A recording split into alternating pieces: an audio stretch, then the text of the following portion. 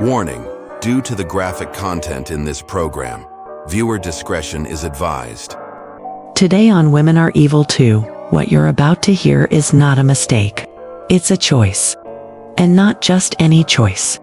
This was the kind of choice that leaves a child gasping for air in the back of a Cadillac, while their mother settles into a comfy theater seat with a box of popcorn and a cartoon on the screen. This story takes us to Lake City, Florida. It was a Saturday, hot and heavy with humidity, the kind of southern heat that makes the air feel like soup. Temperatures had already climbed to 94 degrees by late afternoon. But with the heat index, it felt closer to 107. In that kind of heat, a parked car becomes an oven in a matter of minutes. But that didn't stop 18-year-old Tripura Merriex Jackson from doing the unthinkable. This young mother had plans that day. She had taken her younger siblings to the Regal Cinema 90 to watch the Smurfs. Family time, or so it appeared. But shortly after the movie began, her 2-year-old daughter started crying. And not just fussy crying. This was loud, agitated, toddler-style disruption that most parents know all too well. But instead of stepping out with the child, comforting her, calming her down, or taking her home like a responsible parent, Tripura did something else entirely. She walked the child outside the theater, took her to the family's black Cadillac Escalade, placed her inside, locked the doors, and then walked right back into the movie theater. She didn't even look back.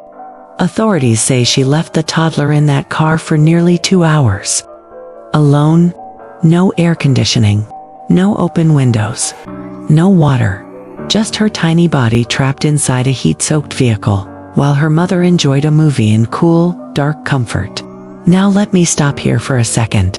Let's talk about what actually happens to a child in a locked car when temperatures are pushing 100 degrees. Within 10 minutes, the inside of that car can reach 110 degrees. Within 30 minutes, we're talking 120 to 130 degrees. A child's body overheats 3 to 5 times faster than an adult's. That means confusion, dehydration, seizures, organ failure, and if left long enough, death. This wasn't a near miss.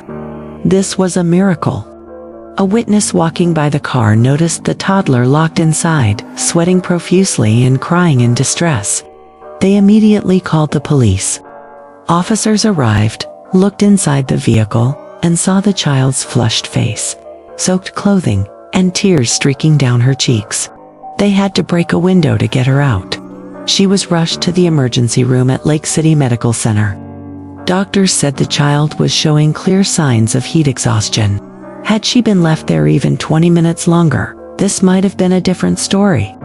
One with a headline that begins with the word tragedy. Now, when officers located Tripura inside the theater and told her what had happened, her response wasn't frantic or tearful or even apologetic. According to the arrest report, she claimed she didn't mean to lock her child in the car. She said it was an accident.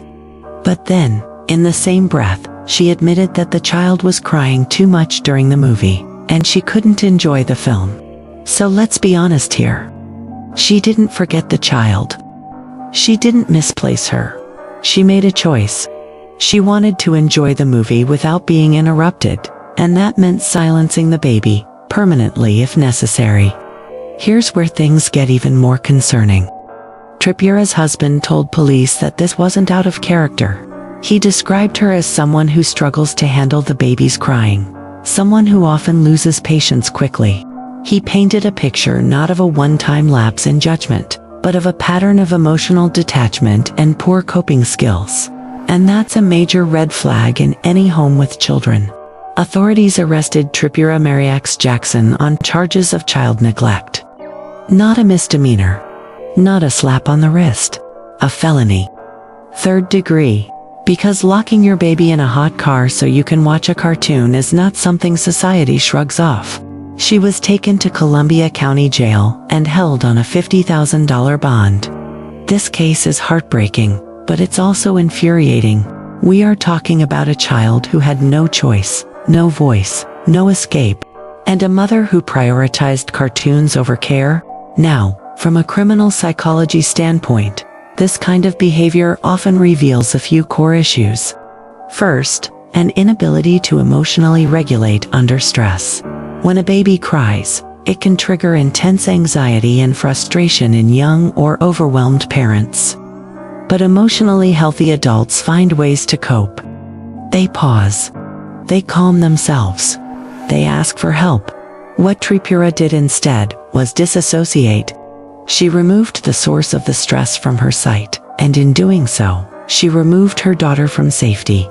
Second, this wasn't an impulse. It was a deliberate logical process. Walk out, lock the doors, return to your seat. That's premeditated neglect. Third, there is the issue of selfish prioritization. Some might argue that teenage parents are still developing maturity and decision-making, but even a teen should know that no entertainment is worth a child's life. Now the court system will decide what consequences Tripura Merriex Jackson will face. But as a society, we need to look at the bigger picture. We need to ask where the cracks are.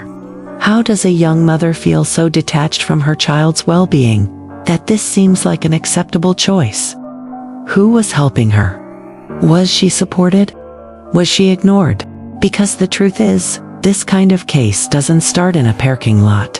It starts with untreated stress, unchecked frustration, and a lack of education about the deadly risks of hot cars.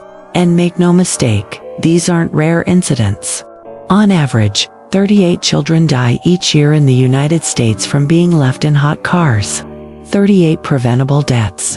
And countless more near misses, just like this one. Tripura's daughter survived, but the scars may not be visible. Imagine what it feels like to be trapped, crying, unable to breathe, unsure if anyone is coming. That's the trauma we don't always talk about, the trauma that stays. So what do we do with a story like this? We tell it. We share it. We shine a light on it. Not to sensationalize, but to educate.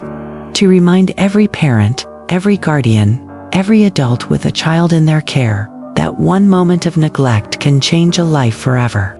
This is Vanessa Hartwell reporting, and if stories like this matter to you, make sure you like and subscribe to Women Are Evil Too on YouTube. Because the truth needs a voice, and we are here to tell it.